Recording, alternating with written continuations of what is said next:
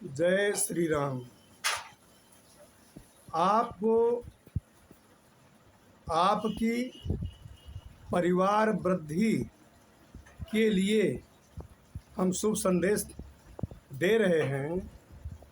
शादी के उपरांत जिन लोगों को केवल कन्याएं उत्पन्न होती हैं, 1, 2, 5, 10 या अधिक केवल कन्याएं होती हैं और एक भी पुत्र नहीं होता है, और आपको पुत्र की चाहना है कि हमारे पुत्र हो, हमारे वंश की वृद्धि हो।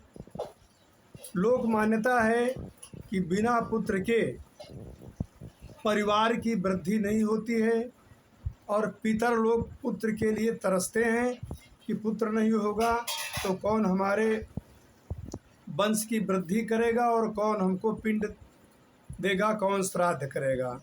तो ऐसी स्थिति में ये मान्यता सही भी है, क्योंकि कन्याएं जो हैं वे दूसरे कुल की वृद्धि करती हैं। तो ऐसे जो लोग निराश हैं कि केवल कन्याएं हो रही हैं, तो उनके लिए हम एक उपाय सुंदर बतला रहे हैं, और यह उपाय अनुभूत है, प्रयोग किया हुआ है। जिस समय में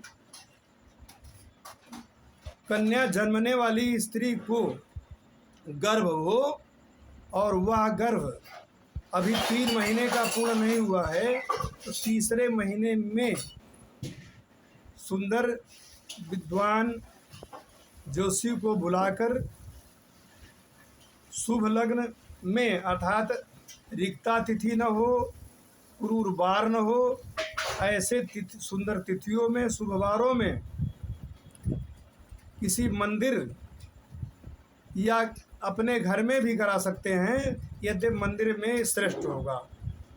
पुंसवन संस्कार कराना चाहिए। 16 संस्कार होते हैं, जिनमें ये पुंसवन संस्कार भी एक महत्वपूर्ण संस्कार है।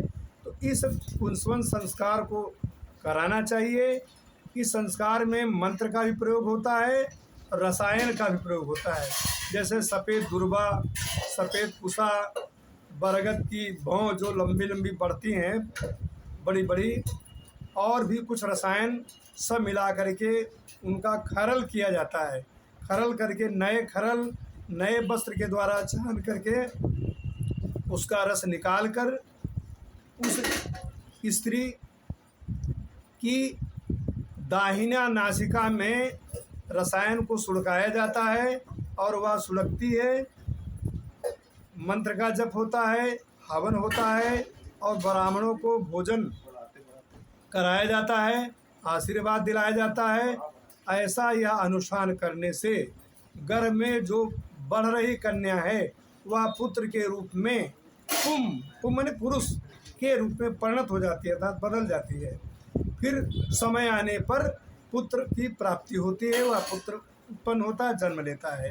तो इस प्रकार पुत्र होने पर परिवार की वृद्धि होती है, वंश की परंपरा चल पड़ती है। यह मैंने अनुभव किया हुआ प्रयोग है, हमने स्वयं कराया है, और जो प्रयोग कराया था वह बालक आज बहुत बड़ा हो चुका है।